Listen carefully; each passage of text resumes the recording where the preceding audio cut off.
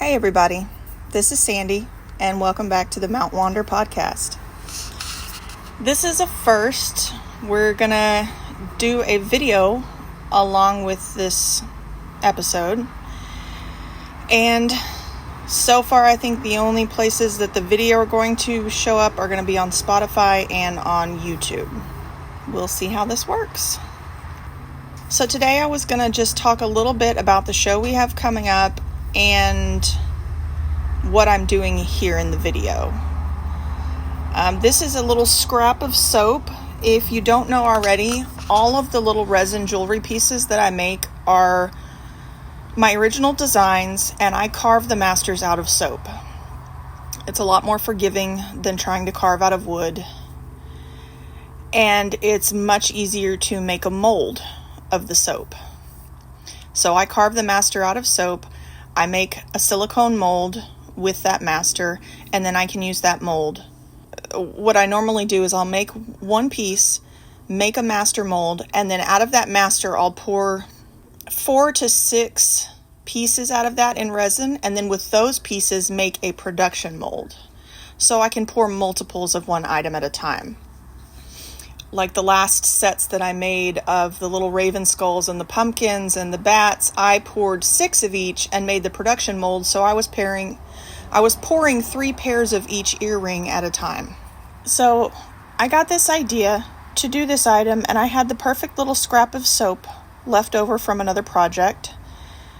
And this is going to be turned into earrings, or I guess it could also be a pendant on a necklace. But the initial idea was to make it so that they're earrings. So I'm not going to tell you what it is right away. I want you to kind of guess. And I take 2 breaks in this video, and at the end before I take the break, I put it up to the screen and kind of show you, so you can kind of see if you can guess what it is so far. And this was 3 sittings in one evening, and the total time it took me to do this was 2 hours and 40 minutes, which I was pretty impressed with. And it's a lot of fun, and it's a very meditative task for me. I can just shut my brain off and focus, sometimes hyper focus.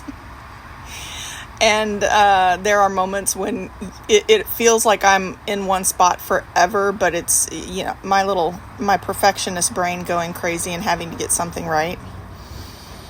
And it takes a while to get it down to,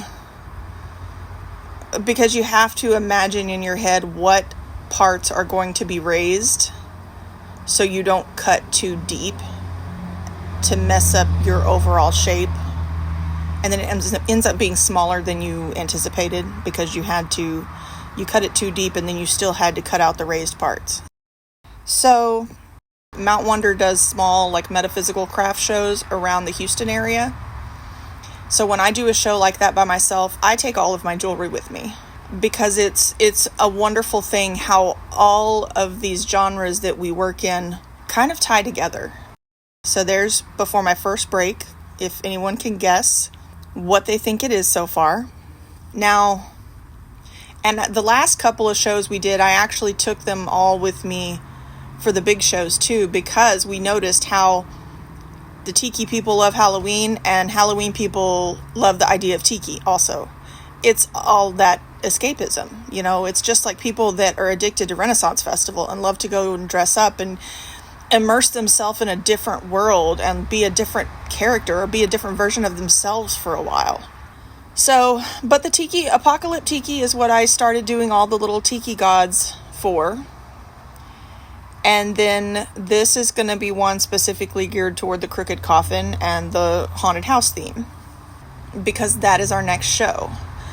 We are coming up on, we've got 2 weeks before we head up to St. Louis for Transworld, the haunted attraction show. This is the big one. And this thing is massive. Chase tried to explain it to me before we went the first time last year. And when we got there, his explanation didn't do it justice.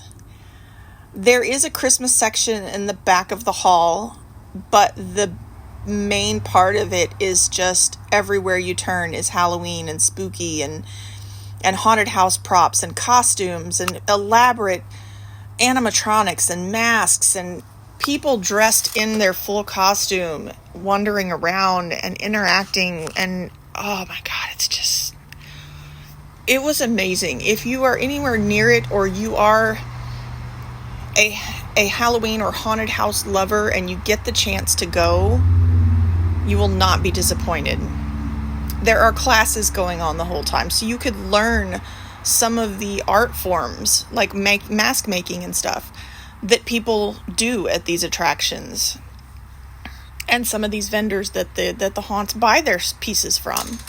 The haunt world, I don't know why it shouldn't have, but it took me by surprise, because I had not...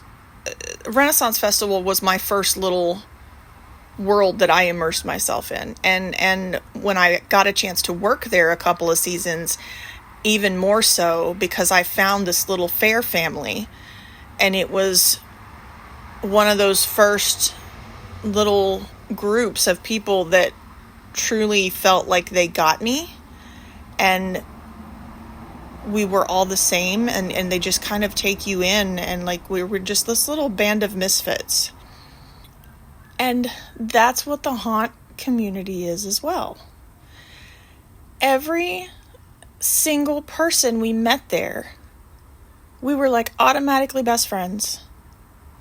We just fell in love with each other, and we made so many connections, and that we had all of a sudden we had this expanded haunt family, and it just floored me, and it was one of those Grinch moments, my heart swelled up to like 10 times its original size, because I just felt so, I felt like I was a part of something, and I felt like I was included, accepted. Everybody is just so welcoming. It was our first year there. It was our first year as a vendor. And so nobody had seen us or our art before, but everybody was just so supportive. And the compliments, it fuels the fire, because you go to a place like that and your nerves are shot because you're worried about how you're going to be perceived and how well your product's going to do. And then these people show up and they just praise you up one side and down the other. And there's a bit of shock. And then like on the way home, we were just back and forth to each other. Like, can you believe what so-and-so said? And can you believe this happened? And we're still, even afterwards, it took us, we still every once in a while have to pinch ourselves and be like, can you believe we did that? Can you believe they said that? It just, when we went to the Legendary Haunt Tour in November and we ran into people and they knew who we were, that blew our minds. Like, people know us now. People know who we are. So here's another break that I'm about to take, and you can see where I'm at. The top is a little more defined. So by now you could probably tell what it is. This year, I cannot wait to get there and get set up and get to see our people again. And like, it's going to be 100 times even better than last year. Because now it's like we're in and we know people, and instead of coming by and us having to go through this whole spiel and introducing ourselves again, it'll be catching up with old friends and talking about our new stuff and new ideas. And I can't wait. If you can't tell, I'm a little excited. I'm nervous because we got 2 weeks left and we're down to the wire, and we really don't have a lot to do. But my nerves, my anxiety, no matter how prepared I am, that week or two leading up to a show, I'm always anxious. So, it's just how I am. And so I've been coming out in the shop and working on stuff every day, and even though I don't necessarily have to, but if I'm not doing it, I feel like I'm going to miss something, and I'm not going to be prepared for something. Like, I have to be working on it every day. Anybody else feel that way? I know I'm not the only one. I've talked to other creators that have that same issue. So yeah, Transworld this is like haunt owners and home haunt people go here to buy props and stuff for their attractions.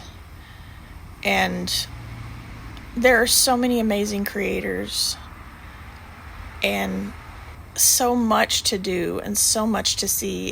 It goes on for 4 days. It is Thursday the 27th through Sunday, March 2nd. And you kind of have to be there the whole time in order to see everything. You at least need 3 days. I think Thursday might be like VIP only or something. I don't know. I don't remember. There is a time period where it's like VIP comes in first or something. I don't know. But there are parties. I think there's a party at City Museum again, which we didn't participate in that last year, but we went to City Museum on our own, and that's an experience all on its own. It's like a playground for grown-ups. It's wonderful. Check it out. But the classes are very, like, I don't know if I'm going to do any this year, but in the following years, Chase and I were talking about taking turns and taking a couple classes each year. Like, taking turns watching the booth, and then one of us can go do a class. So we'll see about that. But this year, one of the fun things is we've got some people that are going to come do demos for us and model some of our rigs, which I'm really excited about because that kind of helps people. You won't get so much of the, what does it do? Because people walk up to our booth and see these big metal things on a table and they're like, what does it do? So we have to explain it. But if we have actors there wearing them, we won't get that as much. So I'm really looking forward to that, and I'm excited to have friends of ours that are going to be doing these demos. And I'm actually going to probably be doing some demos myself. Chase always has his lab coat, which is part of his costume, and he'll probably take his rig with him so he can model that, and we kind of use that as